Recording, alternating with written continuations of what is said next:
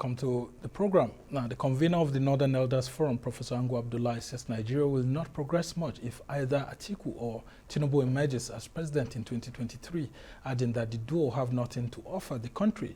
He says the presidential candidates of the new Nigeria People's Party, Senator Rabiu Musa Kwankwaso, and Labour Party's presidential candidate, Peter Obi, may serve as better alternatives.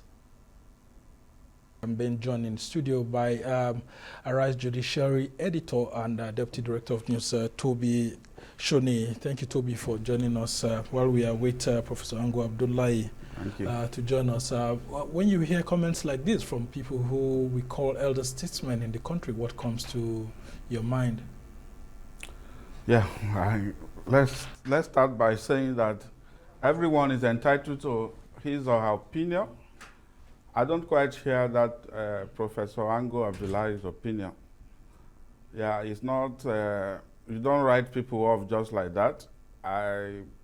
Kwankwaso, for instance, has been governor, has been ministers, and Vice President Atiku Abubakar has been vice president. He's been a successful businessman. I believe that, I don't want to write him off. I believe that they have, himself and Tinubu have something to offer. Even though they have their own negativities, people tend to see them as allegedly corrupt. I don't want to, I mean, don't use the word allegedly lightly.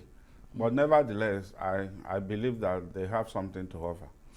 Okay, and a lot of their supporters are already hitting hard against Professor Ango Abdullahi, saying that his comments were just not spot on, that he's supposed to be helping to find solutions to the problem of the country and not being picky or choosy. Well, that could be his own way of finding solution to Nigeria. So they should, like I said, they don't need to condemn him. That is the way he sees it. The supporters of Atiku, supporters of Tinubu may see things differently, but it's difficult to conclude that they are the one who's right, who are right rather, and that is Ango Abdullahi who is wrong. So the same thing, vice versa. So he's entitled to think that those, Kwankwaso and Peter Obi are better candidates, but the followers of Tinubu too are entitled to disagree with him. So I think they all, both of them, both sides contribute to enrich our politics and let the debate continue.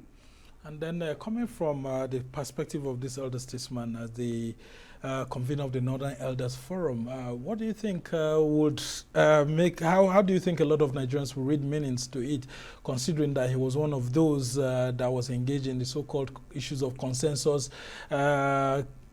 candidate proposal for the PDP, which failed, and I mean, so many Nigerians actually also blamed him for not, being able to steer that process very well. Yeah, I believe he actually owes some of us explanation. Not just some of us, the whole Nigerian explanation, because we've not heard from him how that consensus arrangement collapsed. And at the point, some of the members of the forum kind of disowned him, but yet he remained silent. So if he can, somebody who attempted to arrange a consensus in the manner in which he did and didn't quite succeed, it also casts doubt on some of these statements he's making. After all, some of the consensus candidates that he suggested, are they better than Atiku and and Tinubu? That's a very big question mark.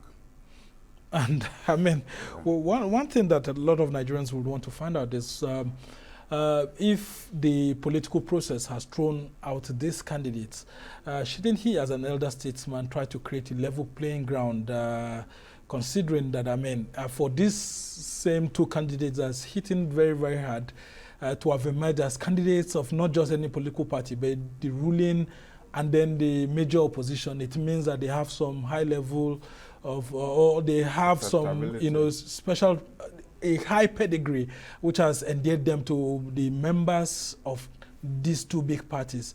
Shouldn't he have been more circumspect in, making such comments? Well, I think, fine. They have emerged from the two biggest, party in the country, but I still believe that he's entitled to still say, look, these are not the best for Nigeria.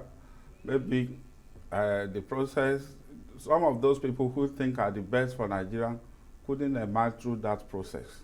But like you said too, you don't have to accept them, but I will expect him to talk more on the process that through these people opens. How can we use the process to get some of the best that we have?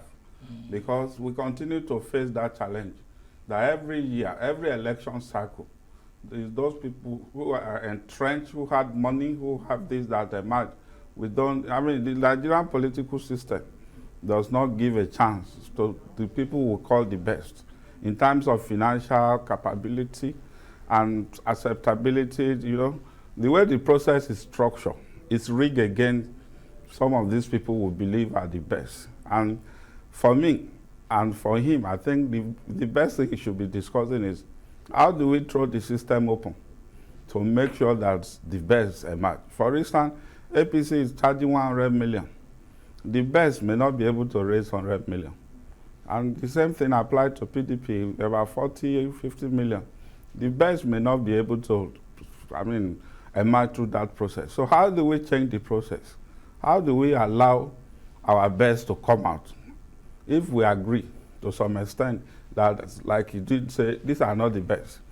So, well, the other question too is, who are the best? And how can they emerge? So like I said, I believe the political process is rigged against people who want to work, who have less corruption allegation attached to their name. They don't stand a chance. That is just the truth. Yeah, and one would want to wonder, there are lots of Nigerians who share this sort of views by Professor Angu Abdullahi that the likes of Atiku and Tinubu are not the best that the Nigerian system can offer at the moment. Yeah, that's a way of bringing me back to that question. Yes, I believe there are a lot of people who share that view. There are a lot of people who share that view, but we also have accepted our fate that the system we are currently practicing may not allow the people we think, sometimes too we could be wrong anyway. Until now, we used to think that Muhammadu Buhari would be our best. And many people threw their weight behind him. And well, he's done his best, but it appears his best isn't good enough for us. Enough. And then, of course, you see the issues. Let's go to the issues that have been thrown up after the party primaries. We've seen lots of litigations, people going to court saying that the processes were not followed. Let's look at the role of the judiciary during this period. How do we expect the judiciary to handle some of these complaints? Because some of them are obvious complaints of people wanting to bypass the processes, people even forging documents. I mean, like we have read in the issues of Akpabio and the national chairman, and then, of course, what's going on in INEC, where there are allegations here and there. And then, of course, you see people wanting to circumvent the process in one way or the other. How do we expect the judiciary to perform during this period, and what are the steps that have already been taken by the Chief Justice of Nigeria in terms of election petitions tribunal and all this outcome of primaries to be able to, ensure that the process is seamless? I'm one of the people who hold the view that it's not the business of the judiciary to determine who wins an election. That is the business of the electorate. But that's what the politicians want the courts to do. Yeah, however, because the political class is unable to manage itself, they have now surrendered to the court to manage them. But we must let the judiciary to know. Sometimes, I say that with all sense of responsibility. And what I mean is that people are entitled to go to court. But sometimes the judiciary need to tell them, go back to the electorate. Let them. It's not that somebody who sits down somewhere looking at the legal loophole, you now declare him the governor. That is not, promoting democracy. Under democracy, it is the people who determine who rule them, not some one man in a wig and gown sitting in somewhere, or 7 or 5 justices of Court of Appeal or Supreme Court. So sometimes, fine, the cases will come to them. But they should remember that it is not their business to determine who will win an election. You can refer back the process. Let them go back to the electorate. Let them go back there. So, coming back to the question you asked,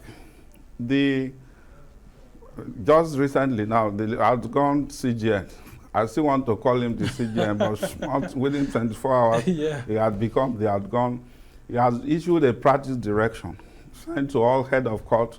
By head of court, I mean the chief judge of the federal court and the chief judges of all state high court and the president court of appeal on how to minimize issues that will bring embarrassment to the judiciary, because election matter has been a source of embarrassment to the judiciary.